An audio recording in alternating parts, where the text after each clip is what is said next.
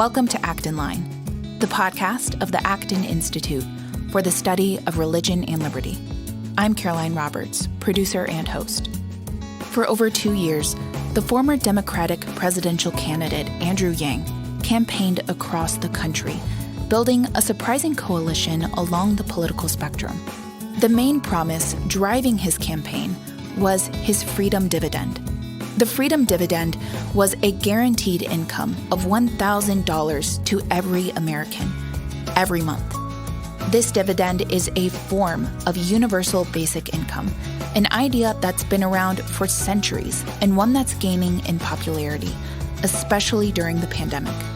People who support versions of universal basic income say it would solve many problems, from job loss brought on by developing technology to poverty. So has a universal basic income ever been tried before? What are the arguments for and against it? Acton's Reverend Ben Johnson joins me to answer.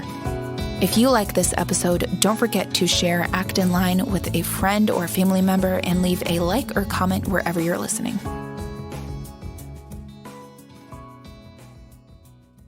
Today, I am speaking with Reverend Ben Johnson. He's a managing editor here at Acton and is also the executive editor of Acton's flagship journal, Religion and Liberty. Father, thank you so much for being here. Always good to be with you, Caroline. Father, how would you define universal basic income, or UBI? What is it? Universal basic income in its simplest form means that there is a certain income that everyone in society should make, and no one should be allowed to fall below that level. Now, it's been supported at different times through history by various people, and there have been different interpretations of how this would be implemented. Some variants are truly universal. Everyone would receive the same amount of money every month from the government. So Bill Gates, Warren Buffett, and Michael Bloomberg would get the same check as you, me, or the woman who just moved into the local homeless shelter. Certain variants of that, for example, Andrew Yang's freedom dividend would be the most prominent recent example, where everyone in America would get $1,000 a month, regardless of where you're from. That would be universal. Also, two Democratic House members, Tim Ryan and Ro Khanna from Ohio and California, respectively, introduced a bill that would temporarily implement a $2,000 a month UBI to every American from the age of 16 upward until the economy returns to its pre-lockdown levels. This is allegedly temporary, but if Robert Higgs in his book Crisis and Leviathan said anything, it's that government programs introduced in the wake of crises are never reversed. The government tends to work as a one-way ratchet, whether it's economic programs instituted to fight the Great Depression or NSA surveillance in the wake of 9/11. But that's one kind of universal income, that everyone gets the same check from the government without any means testing. The other is more the kind that was favored by Milton Friedman, which was known as the negative income tax. And the idea is there is a certain income below which no one would be able to fall. So everyone would file income taxes, and when you send your income tax form in, if you make less than the universal basic income, you would get a check that looks like a government refund check. It would bring your income up to that level. So those are the two major forms that the UBI has taken over the years. Let's dig in even more to the history of how UBI has been supported in the past. As I was doing research for this podcast, I was surprised at some of the earliest figures who supported versions of, guaranteed income or universal basic income, from the English lawyer and philosopher St. Thomas More to the political theorist Thomas Paine. So who was it that first put forward the idea of UBI, and how has it evolved over the years? Thomas More is certainly one of the earliest examples. Thomas Paine's example is somewhat different than a UBI in the sense that quite often people who believe in some form of a government dividend are all wrapped together in the same universal blanket of universal basic income, but without any kinds of distinctions. Thomas Paine, in a book he called it Agrarian Justice, was the heading of this. Essentially what he said was that the earth was common to everyone before private property. When people began an agrarian way of life, they would improve the land, and it was impossible to separate their improvements from the land itself. But in order to compensate for that difference, there would be a national fund, and everyone, when they turned 21, would receive what was at that time 15 pounds sterling. But that was a one-time lump sum payment, more in the line of, the Stakeholder Society that was contemplated at the turn of the last millennium with the George W. Bush administration and others who were influencing the Bush administration spoke of a stakeholder society. In some cases, everyone upon turning 21 would get a lump sum payment from the government. That's distinct from an ongoing monthly check, which is more in line of the thinking of certainly Bernie Sanders and Andrew Yang and others that we're talking about today. But there have been those who have favored that form of UBI, and others like Milton Friedman and Charles Murray, the great libertarian theorist and thinker, who believe that the UBI would be the one great universal anti-poverty program. So the idea was, for Milton Friedman, the program that we spoke about, the negative income tax, everyone would make a certain guaranteed income, and the government would stabilize that income if you made less. However, that would replace every other government program. So there would be no food stamps, no Section 8, no Medicaid. This is more of a universal credit system, not all that different from the system that's facing some very real challenges in the UK. Richard Nixon actually picked this idea up in 1972 to co-opt it from Democratic candidate George McGovern, but it didn't get off the ground. It was one of many programs that Richard Nixon did not get to investigate too thoroughly in his second term. But there were certain experiments with this in the United States and elsewhere. None of them have gone particularly well. Let's talk about those experiments. So I know that there was a pilot program that implemented UBI in Seattle and Denver. What did that look like? Yes, in Seattle and Denver, that was really the SIME and DIME, the Seattle and Denver Income Maintenance Experiment, or SIME and DIME. The idea was this was a test case of the negative income tax.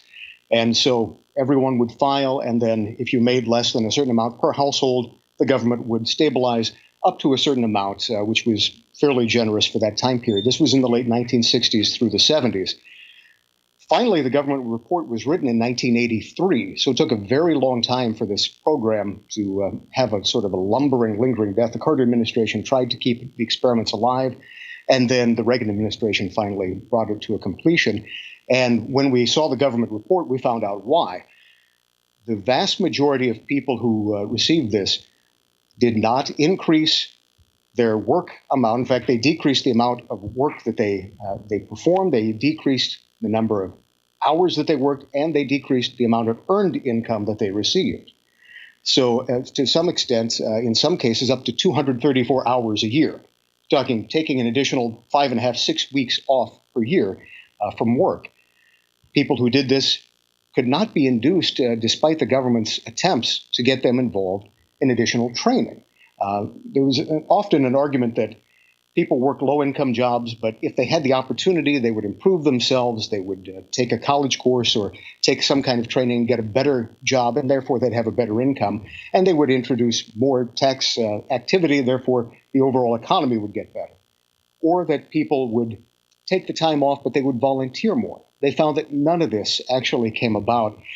In fact, the Denver project went so far as to subsidize tuition, and the higher the subsidy, the more people took it up. What they found was that people didn't study anything that actually improved their job chances. The exact wording of the report is, the formal schooling was not, however, typically job-related, so their lost income was not compensated for by any job-related skills acquired. So they also found, by the way, as a side note, that divorce increased because of the way that program was structured. Particularly, every household that filed got a certain income. So if two people are working, both incomes count. If you're only one individual and your ex-wife is another individual, you both get the full amount. So as you can imagine, people maximize their income to a certain degree. And again, this is the late 60s and early 70s. We were still robust social sanctions against that kind of, against divorce in general. No-fault divorce was just becoming a societal phenomenon in the late 1960s. So, as we know, family breakdown is highly correlated not only with poverty, but with lower educational attainment, higher drug abuse, higher substance abuse, lower self-esteem, more crime, more problems in general. And so when the 1983 report was written up, it was written in the most antiseptic language you can imagine. But it says, it's unlikely that any national NIT program would be neutral with respect to marital stability. The potential for such effects must not be ignored. And how much in that case did citizens receive per month? It brought them, it wasn't a monthly check in that case. It brought them up to a certain income, at least, I believe, $5,800 a year at that time, which, again, this was in the late 1960s, so you'd have to multiply by several factors over. But it was not a robust income, but it was substantial. So if people were to say to that, well, if people just receive, say, equal to Andrew Yang's freedom dividend, $1,000 flat per month, and that wouldn't change based on what job you get. They say, well, no matter whether or not you're in, the top 3% of earners or in the bottom, you receive the same flat amount per month. So why would that disincentivize people to work? And this is exactly something that was tested out in the Netherlands. So the idea that someone would receive a flat check from the government, and it would be the same amount regardless of means testing. There would be, whether it was the top 1% or the bottom 1%, everyone would get the same check, and it would be truly a universal basic income. That was what was tried in the Netherlands for 2 years with a very supportive government. And particularly what they found was they thought somehow this would increase employment. And in fact, they found the exact opposite was the case. In reality, people worked less. Simply put, a lot of people are willing to take additional time off if they have the opportunity. The overall message of all of these cases, whether it's Seattle and Denver or the Netherlands for 2 years, Ontario also had an experiment that went on for a few years. The conservative provincial government of Ontario ended up pulling the plug on it. They all found the exact same thing. And really, it's probably most pronounced in Ontario, where nearly 3/4 of Ontario UBI participants did not begin any new training. 80% of those who were unemployed remained unemployed. Less than 1 in 4 of people who were working full-time remained in full-time employment. So what we find is that when people have a guaranteed income that they don't have to work for, most people are working for an income. And so they become less productive, less engaged. And there are other negative consequences associated with this as well. To dig into the Ontario program, they found that the unemployed were not only not moving into training or employment, but the unemployed actually saw their physical health deteriorate while they were receiving universal basic income. So they're receiving even less physical exercise or less physical activity, perhaps, than they would have if they were going to an office. Or perhaps there are other reasons that they might have negative health impacts, perhaps based on substance abuse or other issues. But all of that to say that the health effects have all been negative. The one and only thing that people who support this have been able to point to in the data is that when they survey people who've received a universal basic income, they say that they feel less stress, less anxiety, and more positive self-esteem. I don't know that that's worth $2.8 trillion a year. Now, I'd like to go back and talk about the conservative and libertarian support for UBI because many of them have voiced support because they say that a guaranteed income would reduce government spending and intrusion. They say that it would totally replace welfare, unemployment, disability insurance, plus even Social Security, Medicaid, and Medicare. That seems almost too good to be true. So what is the cost difference there? Is that realistic? It could be. Charles Murray wrote an entire book about this. And in his book, he more or less offset the entire cost of the UBI by abolishing all of these agencies and rolling them into one program, which is what Milton Friedman had envisioned in the 1960s. The reality of that occurring, I think, is quite low. Andrew Yang, who was proposing this, certainly did not propose abolishing other agencies. Bernie Sanders, of course, introduced what would be a quote-unquote temporary $2,000 a month check during the coronavirus epidemic. You also would not pay any health care or housing or mortgage costs, and you couldn't be laid off for any reason. My guess would be that, in fact, what will happen is the idea that we're going to abolish any government program is virtually inconceivable in the United States. Robert Higgs, again, he spoke about this. Government acts more or less as a one-way ratchet. When a new government program is introduced, as Ronald Reagan once said, it's the closest thing you'll see to eternal life on Earth. The CDC was introduced in 1946 to combat malaria in the South, and it's still going today. Now, it's still doing good work, but in general, what you see is that targeted programs are introduced, and then their scope continually expands, and they are kept alive long past their expiration date. So I think what is more likely to happen is that government programs never fail; they can only be failed. So anytime that you fail, anytime that a government program does not work, the answer is always throw more money at it. Ultimately, I think that, first of all, these programs will not be abolished. And second of all, the amount of the UBI, which in his case would be $13,000 a year, just a little bit more than $1,000 a month. And by the way, he would compel you to purchase catastrophic healthcare insurance for $3,000 every year. And by the way, that does not become more constitutional because Charles Murray compels you to do it than it does compels you to do it. But that's the idea behind his UBI, is that generally we bring health costs down and we replace all of government. I think that the idea you will keep a UBI that low when the answer to everything in government is more money is ridiculous. Ultimately, the UBI will become part of the bidding war of politicians to try and buy your vote with your own money. Let's fast forward to today and talk about why UBI is growing more popular. The first and most pressing one on everyone's minds at the moment is, of course, the coronavirus. House Speaker Nancy Pelosi said in April that, quote, "The pandemic may have precipitated this change of heart, but the pandemic alone isn't why we need a guaranteed income." She says the American economy is plagued by instability and fragility, much of it caused by staggering levels of inequality. If we want to create a more resilient economy and country, a guaranteed income should be permanent American policy, not just an emergency measure to help with this crisis, unquote. There's a lot in there. What would you say to that? I guess that shows the extent to which Alexandria Ocasio-Cortez and the squad are wagging the dog of the Democratic Party. That's not historically Nancy Pelosi's position.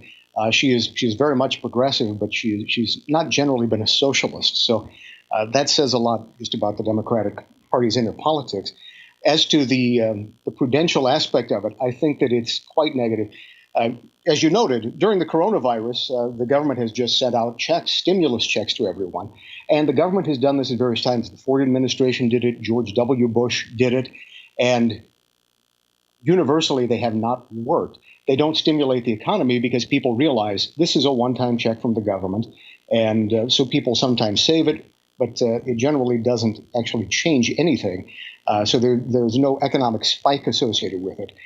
So once again, you see Washington's answer is double down, triple down. Let's double the amount of the check and make it perpetual. And in fact, what most people want, not only in income but in life, as Arthur Brooks has noted in his books, is earned success, which means people want to go to work. So the economic lockdowns that are taking place for those who are non-essential employees have been catastrophic. And rather than address the underlying issue that perhaps the lockdowns have gone too far or gone on long enough, and that if work can be reinstituted in a way that's consistent with public safety and health, taking all of the proper precautions and so on, but if work can be stimulated in that way, the economy will come back and people will begin to see their economy pick up. Their personal income will increase as it was before the coronavirus. That's really the underlying part of all this. There's one thing that's missing in everything that we're talking about. There's a big difference between an earned check and a government check, namely that when you're earning money, that's because of the productivity that you create for someone else in the economy. You're serving a need or you're providing a service that other people are willing to pay you for, and you're doing so very well.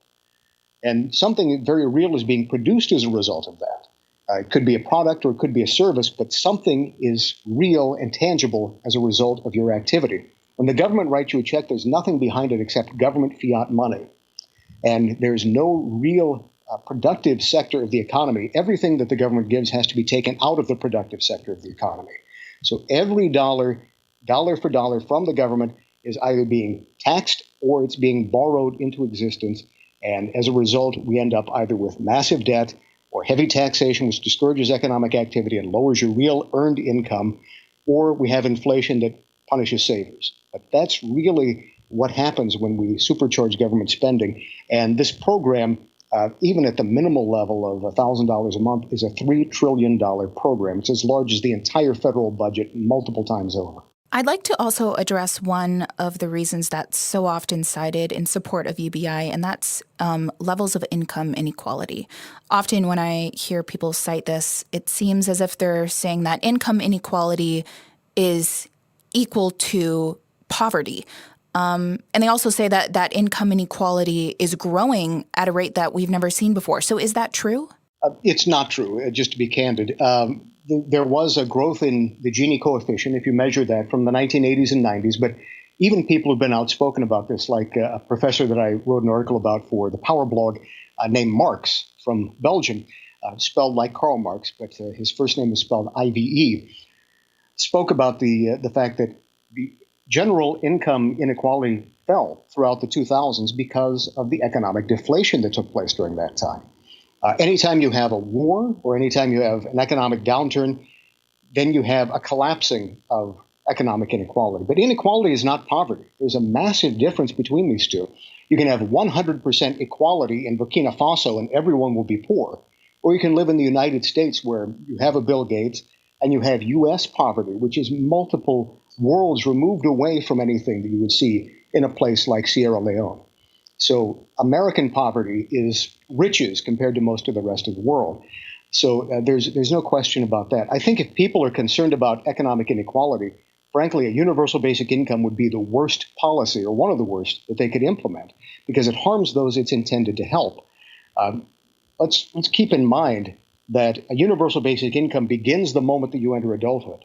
So this is roughly the time you're graduating high school, unless Tim Ryan and Ro Khanna have their way, in which case it's age 16. Can imagine how I might have destroyed myself with $2,000 a month at age 16. But if you have these harmful programs that are implemented at age 18, let's say, and you get $2,000 a month, we know that people who receive that are not as likely to go in school as they are in other ways. In fact, it's subject to what I like to call ageflation, which is when you're younger, it takes much less money to look like a lot of money. The older you get, the more money it takes to look like a lot of money. So when you're young, $2,000 a month looks like a fortune. And it might induce you not to begin work life or not to begin schooling. And it looks like a lot of money until you have a wife or a child come along, and then suddenly that doesn't seem like very much money at all. But now you're starting at the absolute bottom rung of the ladder. That's what's going to increase income inequality, is keeping people from increasing, to use a term that's become somewhat nefarious here recently, human capital stock, to increase their human capital. If you keep people from using their God-given skills and gifts and ability to create productivity in the economy, that's going to keep them locked in government dependence. Now, even before the coronavirus really hit, there was a somewhat decent push, I would say, in Congress to pass a bill implementing a variant of a guaranteed income. But I think that, in a way, coronavirus will really put some more steam behind this movement, would you say? It certainly will. Just like the economic downturn was one of the big turnings to democratic socialism among young people, you saw this massive spike in support for people like Bernie Sanders and the Bernie Sanders Revolution, or AOC. And in this particular coronavirus epidemic, you see some people who are turning to the government, quite understandably. And even the most libertarian philosophers like Friedrich von Hayek and von Mises spoke about the role that the government has when society must provide for people who cannot work for themselves. And right now it's the government compelling people not to work. So there is a role for government to play. Generally, I believe because of U.S. constitutional order, that should be devolved to the states. The federal government doesn't have a constitutional role in that. But I think that it's certainly going to increase calls for help. But what people are not seeing is that the hand that's feeding them is also the hand that is keeping them in captivity, because they're the ones keeping them from going back to their jobs. If it's possible to go back to work, again, observing all proper protocols and all safety standards that can be maintained, it very well may be shown that the lockdown has been worse than the actual coronavirus outbreak has been in terms of public health. One of the most dangerous things that strikes me about proposals for versions of UBI is that they claim they can solve all of our economic problems from the top down. And it's, I think, reflective of a dangerous mindset of looking first to the government for cushioning for job loss, etc. And it just seems utopian. From Sir Thomas More in his book Utopia. It's quite truly utopian in the most denotative sense of the word. You're right. The idea is that everyone will turn to the government. The government will provide for all of our needs, and this has generally been used as part of a utopian vision to completely recreate society. So when modern supporters of UBI speak of the impact that it will have, it's not generally, again, from any statistical or scientific basis. The studies have shown that this does not improve public health, does not improve people using their skills and improving their mind and becoming more creative and more productive. And by the way, most people in Ontario who received the check did not increase their voluntary participation either. So they didn't volunteer in organizations any more than they did before. So this is not something that's going to regenerate society in that way. What they want to change is the economic structure of capitalism in the free market. That's really the hinge of the support for the UBI. The idea is that if everyone receives a program, it's almost impossible to repeal it. That's why Social Security for so long was the third rail of American politics. It was impossible to even discuss reducing or reforming Social Security. It's still an impending crisis that has not been fully addressed because everyone receives it. And if everyone receives it, then you have a built-in lobby in favor of maintaining and expanding the program. So the idea is if everyone can be dependent on the government, then you can begin to transform and tweak around the edges precisely how much and in what ways government provides for people. And eventually you end up with full-blown socialism. What are some resources that have helped you really think clearly about this specific issue? The most significant reading that I've done on this, and I would recommend it to everyone. There were a series of professors who decided that they wanted to look into what happened at the Ontario UBI experiment. Ontario chose a few towns, Thunder Bay and a few others, that everyone would have up to $24,000 a year, $2,000 a month per couple, and they pulled the plug on it because it was not working, and they didn't release the data. So professors at McGill University and a few others had a widespread interview of people who participated, and they published the results. Reading those results will sour you on any UBI. It says clearly in there, for example, people are 3 times more likely to move to unemployment than employment. People are more than twice as likely to move to unemployment than to move into schooling. People have worse physical health. People don't volunteer as a result. People are simply getting a check and not working or being as productive. So if you really want to know the brass tacks, it's very simple, very simply the facts. The theory of it, I think, does not work in itself, but the facts, the outcome of that, and the Netherlands Project, if you read those 2 reports, I think would sour you on ever supporting the UBI. The facts simply don't bear out that this will be helpful. In fact, it harms all those, particularly those most intended to help. Well, I will definitely be including those in our show notes. Father, thank you so much for joining me today. Thank you, and God bless. Thank you so much for listening to Acton Line. Our podcast team has a lot of fun putting this show together for you. And really, at the end of the day, what matters most to our team is that we're covering stories and topics that matter most to you. We love hearing from you, so don't hesitate to reach out and let us know what you think of the show, or let us know what you'd like to hear covered. You can email us at actonline@acton.org.